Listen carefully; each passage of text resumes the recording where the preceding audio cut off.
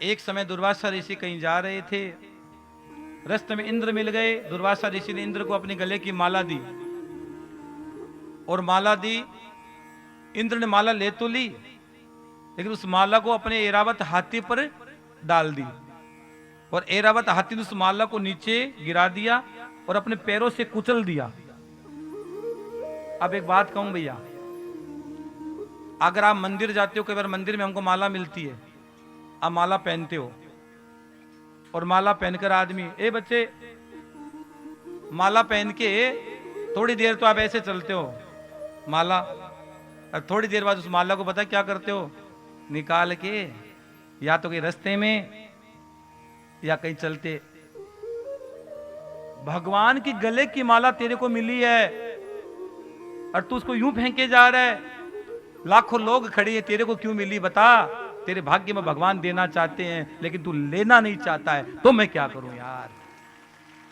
लाखों लोग आते हैं बाबा श्याम के दरबार, किसी किसी को माला मिलती है और वो माला लेकर रास्ते में फेंक कर चला जाता है। अब बोलो ये भूखे फाट, क्या बात, एक कहावत है ना, फुटे भाग्य, अब क्या करे बताओ। हाँ, जिसको भगवान देना चाहते वो ले नहीं। अगर माला मिले तो क्या करें? माला को तिजोरी में ले जाकर रखो। हाँ, लक्ष्मी पुष्पों में रहती है, या उस माला का फूलों को सुखाओ, सुखाकर इत्र बना लो, रोज लगा के निकला करो, रोज लगा के निकला करो। ये ठाकुर का दिव्य प्रसाद है, भगवान का प्रसाद है। हाँ, अगर माला मिली गोविंद के दर से, उसको अगर यूं तोड़कर यूं फेंक कर चले गए तो भैया बार बार एक चीज नहीं मिलती है, कभी कभी किस्मत से मिलती है। हाँ, कभी कभी मिलती है। और बच्चे एग्जाम में जा रहे हो, बच्चा परीक्षा में जा रहे हो, बच्चे परीक्षा में पास नहीं हो रहे हो, इंटरव्यू में बच्चे रह जाते हो, तो भैया जब इंटरव्यू करने बच्चा जाए तो तुलसी, सूखी तुलसी की जो डंडी है उसकी बत्ती बना के अपने इष्ट देवता कुल देवता के सामने जलाकर अपनी कामना बोलकर चले जाएं। 110% बच्चा इंटरव्यू में पास होगा, इसमें कोई संशय नहीं है। करके जाना हो, देखना धीरे धीरे प्रैक्टिकल करके। हाँ, प्रैक्टिकल करना। हजारों उदाहरण दे दूं मैं आपको, हजारों हजारों लोग तो मेरे से जुड़े हुए, लाखों लोग तो जो रोज सुनते हैं, उनके कॉल आते हैं, बातें होती है, केवल जुड़िए बाबा से। यही भक्ति है, यही भक्ति है। और इसलिए हमने कल 4 बजे, कल कितने बजे? 4 बजे गुरु दीक्षा का आयोजन रखा है। कल 4 बजे कथा के बाद यहां गुरु दीक्षा का आयोजन रहेगा। हाँ, दुर्वासा ऋषि ने माला दी, इंद्र ने माला फेंकी ऐरावत हाथी पर, ऐरावत हाथी ने माला को कुचल दिया। इंद्र को श्राप दे दिया दुर्वासा ऋषि ने कि जा, तेरा स्वर्ग का राज्य चला जाए। यह बात दैत्य को पता लगी, दैत्य ने चढ़ाई कर दी और इंद्र को वहां से भगा दिया।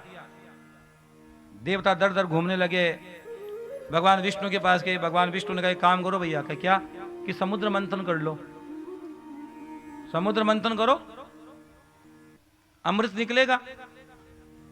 देवताओं ने कहा अमृत समुद्र मंथन करे तब ना, वो हमें छोड़े। दैत्य जहां पकड़ दिखते हैं हमको मारते हैं, वो छोड़ते ही नहीं हमको कि तुम जाओ बलि के पास जाओ, मैं तुम्हारी सहायता करूंगा। बलि के पास गए, बलि ने कहा चलो कोई बात नहीं है, समुद्र मंथन हो जाए। बलि ने बात मान ली। मंदराचल पर्वत को उठाया गया, समुद्र के बीच में लाया गया। भगवान ने उस समय भी अपनी माया के द्वारा उसको उठाया है। नागराज वासिकों को रस्सी बनाया गया। समुद्र मंथन प्रारंभ हुआ। तो समुद्र मंथन प्रारंभ हुआ तो सबसे पहले क्या निकला, बोलो ना? सबसे पहले जहर निकल गया। और जहर निकला तो देवताओं ने कहा तुम पियो, दैत्यों ने कहा तुम पियो। हाँ, जिंदगी में अमृत बहुत बाद में मिलता हो, पहले बहुत सुनना पड़ता है, पहले सबकी सुननी पड़ती है, बहुत सुननी पड़ती है, उसके बाद अमृत निकलता है। अमृत के लिए बहुत खपना पड़ता है, अमृत क्यों नहीं निकलता। यहां भी समुद्र में भी पहले विष निकला है और विष कोई नहीं पिया। महादेव के पास गए कि बाबा विष पी लो। शंकर भगवान ने कहा अमृत निकलता, पिलाते क्या? अगर अमृत निकल जाता तुम पिलाते? कि वो बाद की बात है, आप तो अभी तो पियो।